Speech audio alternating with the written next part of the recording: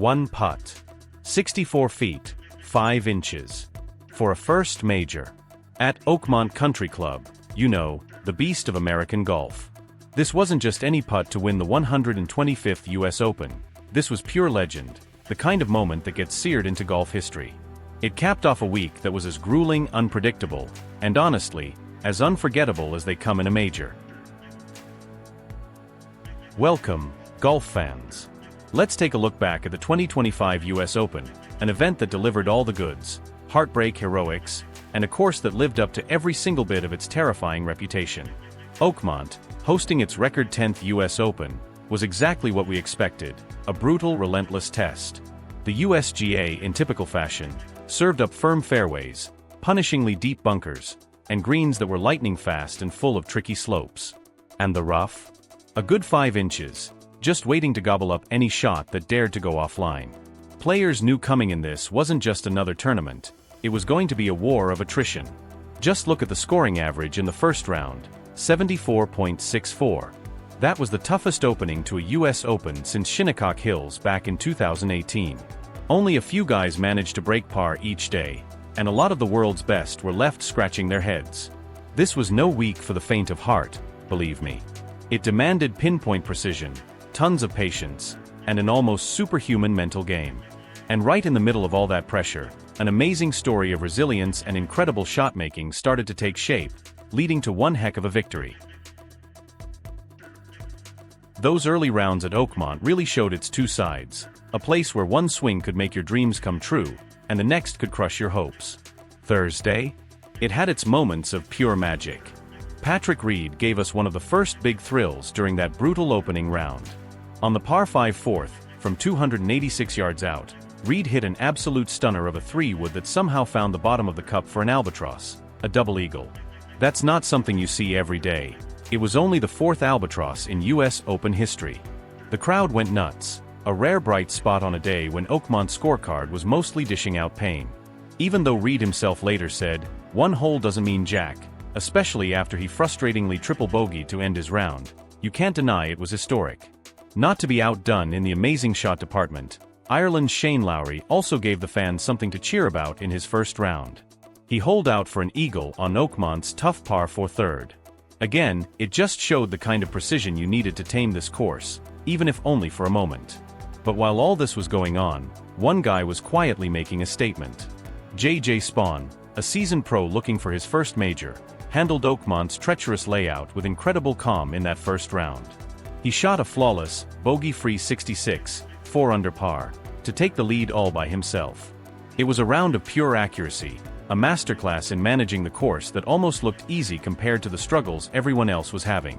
While the world number 1, Scottie Scheffler, battled his way to a 73, and defending champ Bryson DeChambeau also found it tough, Spaun looked totally at ease. But Oakmont is a 4-day monster, and this was just the first chapter of what would turn into an epic battle.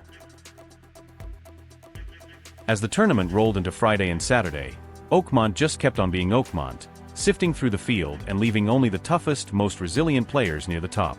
You needed every ounce of concentration out there, and the smallest mistake? Severely punished.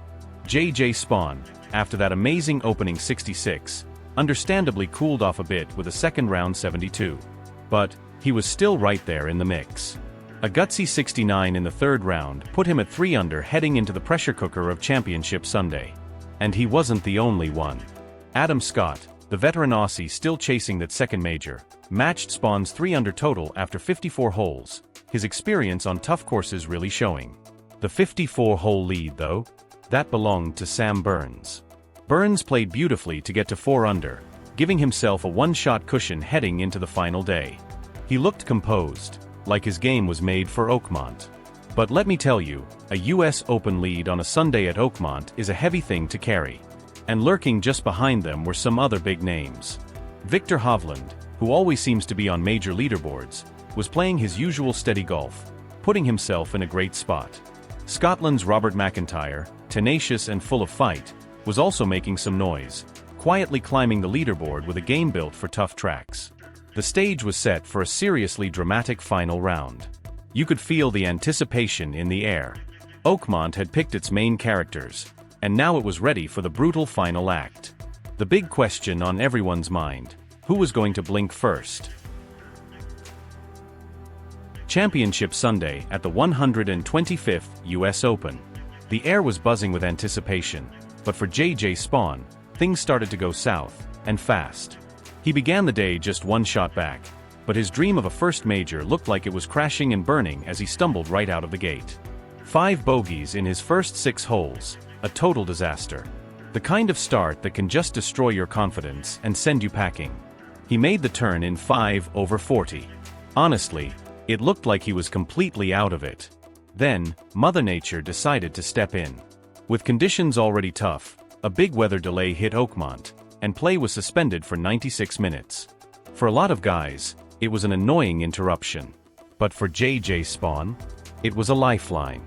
A chance to regroup, to reset, to somehow dig deep and find a spark as he was staring down a massive collapse. When play resumed, the soaked course made an already monstrous Oakmont even tougher.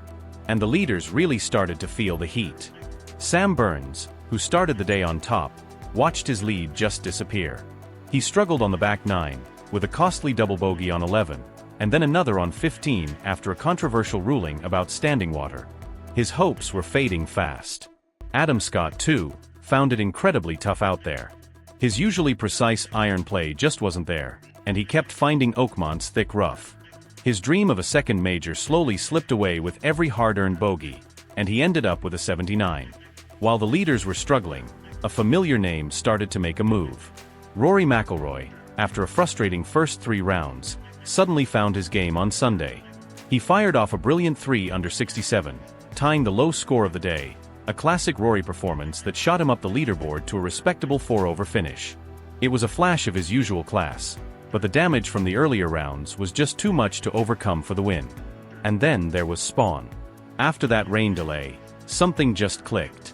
Maybe the break cleared his head, or maybe it was just the fight of a guy with his back against the wall. He started to claw his way back. His back 9 was pure grit. He drained 2 crucial long-range birdies on 12 and 14, steadily pulling himself back into contention. The tension was getting almost unbearable.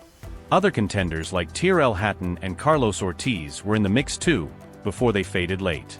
The US Open was heading for an incredible finish. And Spaun, against all odds, was back in the hunt. The drivable par 4 17th was waiting, a hole that could mean eagle or total disaster. Spaun stepped up, drove the green, and calmly 2-putted for a huge birdie. He had the lead. 1 hole to go. The 18th hole at Oakmont. A monster par 4, soaked in US Open history, the place where so many dreams have been made and crushed. JJ Spaun walked to the tee with a shaky 1-shot lead. The weight of his first major championship, a title that seemed absolutely impossible just hours before, was all on his shoulders. He smashed his drive right down the middle, perfect under that kind of pressure. His approach shot found the green, but it was a long way from the hole. 64 feet and 5 inches, to be exact. 64 feet, 5 inches for the US Open. His playing partner, Viktor Hovland, putted first on a similar line, giving Spaun a vital read. Spaun looked over that huge expanse of green, the bumps, the breaks, the moment. He just needed 2 putts to win his first major. The crowd was dead silent. You could cut the tension with a knife. He stood over the ball, took his stroke, and sent it on its way. That little white ball just kept rolling, tracking straight for the hole. It felt like it rolled forever, up a small rise, then making a gentle turn towards the cup. Time just stopped. 8 feet out, it looked good. 5 feet out, it looked really good. And then, it happened. The ball dropped right into the center of the hole. Pandemonium.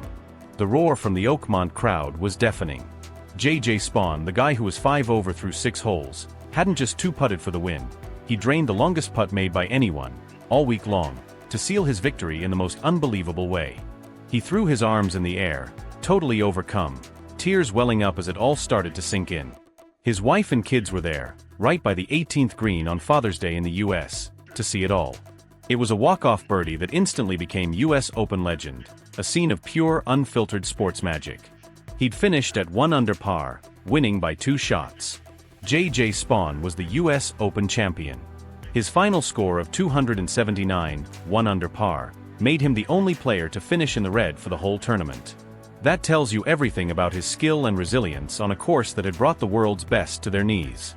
His rounds of 66-72-69-72 showed a guy who started strong, rode out the storm, and then finished with a moment people will talk about for years. That final round 72, with that disastrous 40 on the front and that heroic 32 on the back, was like his whole incredible journey in miniature. As he lifted that famous US Open trophy, with a $4.3 million winner's check to go with it, you could see the emotion. This was what a lifetime of work looked like. While Spaun celebrated, others were left thinking about what could have been. Scotland's Robert McIntyre fought incredibly hard, shooting a final round 68 to finish solo second at 1 over par, just 2 shots back. He'd set the clubhouse lead and had to watch and wait, but Spaun's heroics snatched his first major away. Victor Hovland, Spaun's playing partner, took 3rd place, another strong major performance for the Norwegian. Sam Burns, who started Sunday with the lead, saw his challenge fall apart, and he eventually finished at 3 over. Adam Scott's final round 79 was a tough way to end what had been such a promising week, leaving him at 6 over. Rory McIlroy's Sunday charge was too little, too late, but his 67 was a reminder of the champion he is, finishing at 4 over. Every one of them battled Oakmont, and every one of them had stories about how unbelievably tough it was. The 125th US Open at Oakmont Country Club? It's definitely going down as one for the books. The course, as usual, was the main attraction, totally living up to its reputation as arguably the toughest test in golf. It wasn't just the setup, it was the weather, the pressure, and the sheer mental strength you needed to just survive out there, let alone contend. J.J. Spaun's victory was an incredible story of never giving up. From looking totally out of it in the final round to sinking a putt that defied belief, his win showed what happens when you keep fighting. It was a win for resilience, for pure guts, and for the kind of drama that only major championship golf can deliver. This wasn't just a US Open, it was an absolute epic. J.J. Spaun's unbelievable comeback, topped off by that legendary 64-foot, 5-inch putt, will always be a defining moment of the 2025 US Open at Oakmont. What a week! Full of unforgettable shots, from Patrick Reed's albatross to Spaun's final incredible putt, this championship truly had everything. So, what was your favorite moment from this historic US Open? Was it Spaun's putt, Reed's albatross, or something else entirely? Let us know down in the comments. If you enjoyed this recap of the wild 2025 US Open, do us a favor and give this video a like, and don't forget to subscribe for more awesome golf moments, tournament recaps, and all our analysis. Who do you think is going to conquer the next major? Join the conversation and share your predictions. Thanks for watching.